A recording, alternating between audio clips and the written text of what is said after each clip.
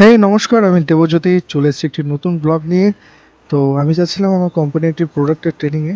আস্তে, আস্তে পুরো ব্লগটা দেখলে আপনি বুঝতে পারবেন। চলুন শুরু করা যাক। একেবারে রাতের ট্রেনটা ধরেছিলাম, যেটা আমার বাড়ির থেকে হচ্ছে 12:30টার সময়। সেদিকে ট্রেনটা লেটও ছিল এবং একটু জায়গা পাইনি কারণ আগের থেকে রিজার্ভেশন করতে হয়। সকালবেলায় পৌঁছে গেছিলাম ঠিক 5টার মধ্যে। তো বাইরে চলে আসলাম। শিয়ালদা স্টেশনটা অনেকটাই বেশ ফাঁকা ফাঁকা লাগছিল বাইরেরটা, এবং সামনে একজন ছাতু বিক্রি করছিল, তো সবাই মিলে ছাতুর শরবত খাচ্ছিল, বাট আমি খাইনি কারণ আমার সকালবেলায় ছাতুর শরবত অতটা ভালো লাগে না।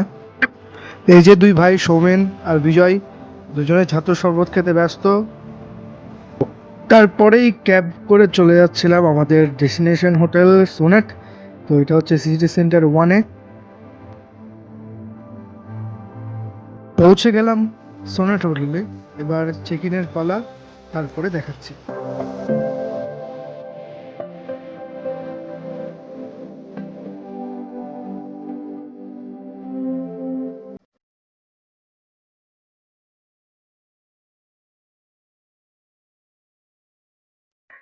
এই যে স্টুজিরন, এই ব্র্যান্ডটারই আমাদের আজকে ট্রেনিং সেশন ছিল, এবং আমরা ব্যাঙ্কুয়েট হলে পৌঁছে গিয়ে আমরা বসে পড়েছি আমাদের সিটে।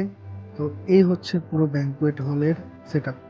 তারপরেই আমরা লাঞ্চে গেলাম, এবং লাঞ্চে দেখতেই পাচ্ছেন এদিকে স্যালাড আছে, এদিকে রাইস, তারপর রুটি, ডাল, এবং তার পাশে আছে হচ্ছে একটা পনিরের তরকারি আর একটা মিক্স ভেজ। তারপরে চলে এসছে বেকিং কিস, এবং হচ্ছে চিকেন, তার সঙ্গে ভ্যানিলা আইসক্রিম এবং গোলাপ জামুন। বিকেলের মনোরম পরিবেশ। তো আমাদের টি ব্রেক দিয়েছিল।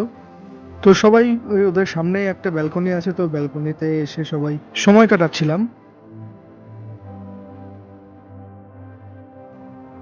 তারপর ট্রেনিং সেশন শেষ হলো।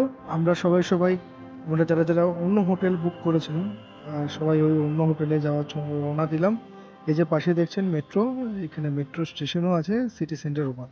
আসার পথে একটা ঝোড়ো হাওয়া দিচ্ছিল, দারুণ একটা এক্সপিরিয়েন্স। এরকম ফাঁকা রাস্তা, জায়গাটা বেশ ভালো, খুব সুন্দর পরিবেশ লাগছিল।